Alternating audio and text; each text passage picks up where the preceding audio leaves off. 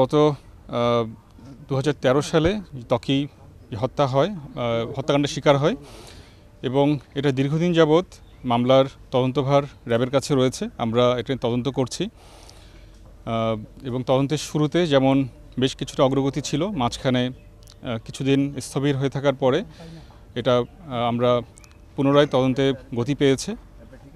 এর অন্যতম প্রধান কারণ হচ্ছে আমরা র্যাব হেডকোয়ার্টার্সের সহায়তা পাচ্ছি। র্যাব হেডকোয়ার্টার্সের তদন্ত শাখা এবং গোয়েন্দা শাখা তাদেরও আমাদের ব্যাটালিয়নকে সহায়তা করছেন এবং আমরা নেসেসারি গাইডলাইন পাচ্ছি।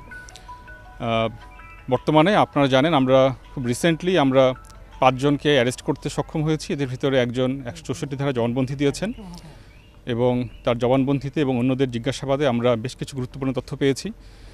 তারই ধারাবাহিকতায় আমাদের এই বর্তমান অ্যারেস্টসমূহ। আজকে আমরা এসেছি এখানে ত্বকীরকে যে কিডন্যাপ করা হয়, তাকে যেখানে হত্যা করা হয় এবং যেখানে লাশ ফেলা হয়, যেখানে লাশ পাওয়া যায়, প্রতিটা জায়গায় আমরা ভিজিট করছি তদন্তের স্বার্থেই। এখানে যিনি তদন্ত অফিসার আছেন তিনি আমাদের সাথে রয়েছেন এবং তারা সহকারীও যারা রয়েছেন তারা আমরা সবাই মিলেই আমরা লোকেশনগুলো দেখছি। আশা করছি আমরা খুব দ্রুতই একটি সুষ্ঠু রিপোর্ট ইনশাল্লাহ দিতে পারবো।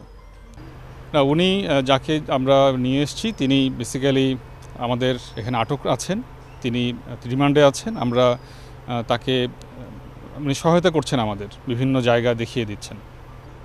আমরা এখন পর্যন্ত যে তথ্য পেয়েছি তিনি এই ঘটনার সাথে সম্পৃক্ত। আপনারা জানেন উইনার ফ্যাশন যেটা ছিল সেই বিল্ডিংটি এখন আর নেই, যদিও সে সংক্রান্ত তথ্য আমাদের এর আগেও যখন তদন্ত হয়েছে সেখানেও বিস্তারিত দেওয়া আছে। তারপরেও ওই সময়কার তদন্তকারী যারা ছিলেন তারা তো এখন এখানে কেউ নেই।